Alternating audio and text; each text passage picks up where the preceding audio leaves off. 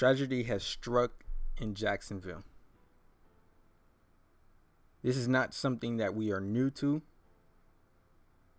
Two people have their lives cut down short because someone has killed them, and many more have been injured in another mass shooting. This time, we are at a Madden 19 tournament.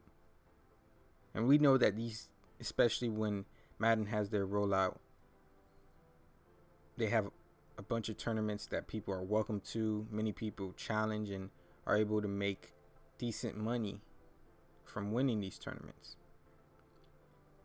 And so,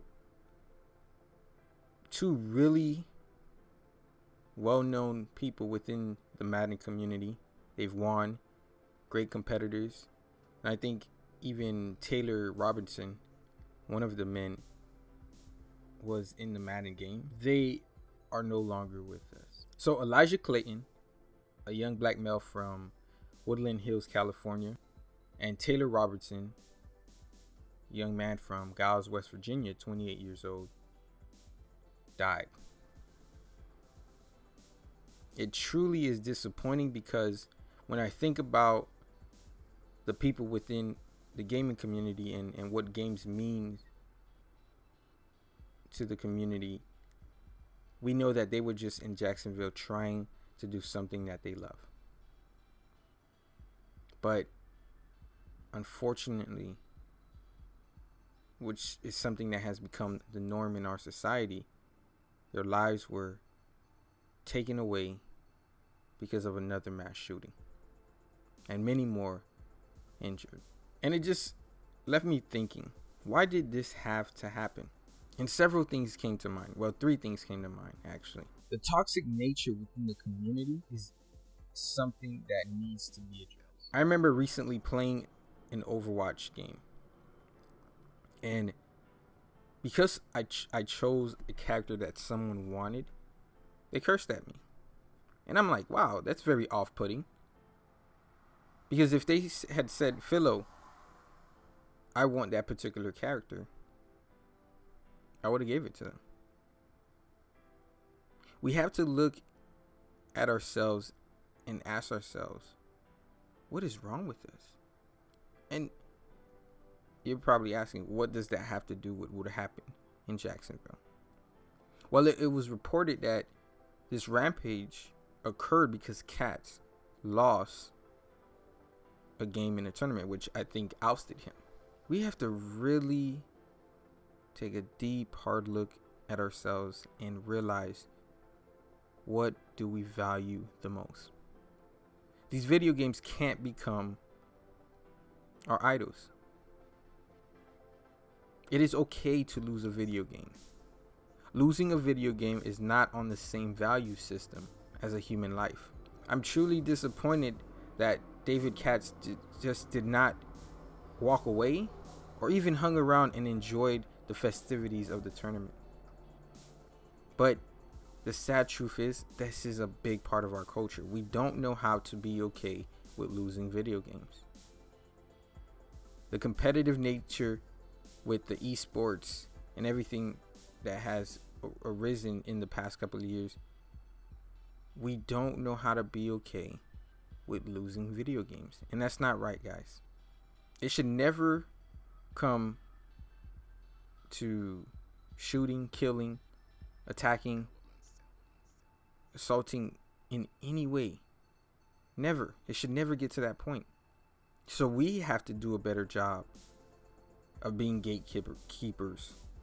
We have to do a better job of understanding the power that we have when we go onto these video games, consoles, tournaments, whatever it is, and the respect and the dignity that we have to carry ourselves with. Another thing that we have to look at and really talk about, okay, man, how did this happen? Why did this happen? Is the conversation that seems to arise every couple months, and that's gun control. We as America have a big problem with guns. We use the Second Amendment as a means to keep our guns, which it does grant us that right. But we have to be able to see the impacts that lackadaisical laws have on the accessibility of these guns. We have to do a better job of keeping guns out of the wrong hands. And in the past couple of months, we have seen that we have not done a great job. Too many people, and even in the past couple of years, too many people are losing their lives senselessly because of mass shootings. And this situation could have been avoided if David Katz did not have the access to the guns. Well, why do you say that? There has been, which leads me to my next point, there has been some mental illness issues with David Katz, as reported. And so if this gentleman is battling mental illness, why does he have readily access to a gun? He's battling things and trying to cope with things that he himself does not understand. Why would we make it harder on him and anyone else by giving him the opportunity to have a gun? And that's the point that I'm trying to make in terms of how we're dealing with mental illness. We have to be a little more proactive. Mental illness is dangerous in the fact that the people who are struggling with this not only have the potential to hurt others, but themselves. And at the end of the day, David Katz is a person who has a family, mother, dad, people who love him. And they didn't want to see him die in this situation. And he didn't have to die. But again, we have to start having real conversations, real pointed conversations with ourselves. But I think we should start by having a pointed conversation with God. I know people are going to look at this and they're going to say, where is God in this situation? And you have every right to feel that way. Have that conversation with God. Talk to him.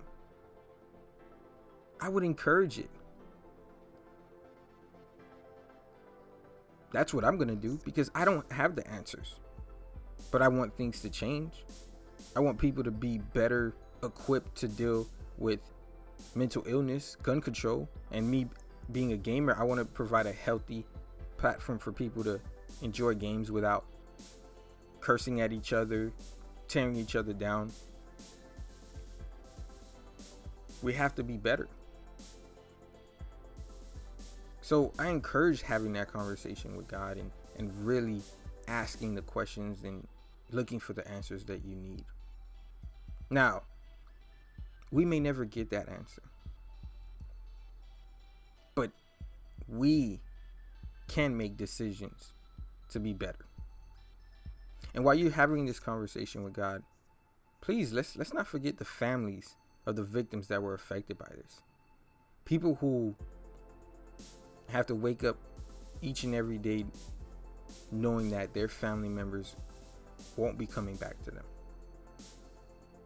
In particularly Elijah Clayton and Taylor Robertson and many more who are hurt and have to deal with the scars of this issue. We have to acknowledge that life will never be the same for these people, and we got to pray for them and their families as they continue to grow and move on from this in the best way that they know how. I want to further this conversation, so this conversation might become a playlist. I just have no idea, but I wanted to put this out because it is something that we have to address, and we have to do it constantly and consistently so that we can have a change in this world. That we can see that people dying and people being oppressed or hurt is not okay. And if we have the power to do something, then we should definitely do it. So, thank you for your time. Please enjoy the rest of your day. And please be safe. And love. Thank you.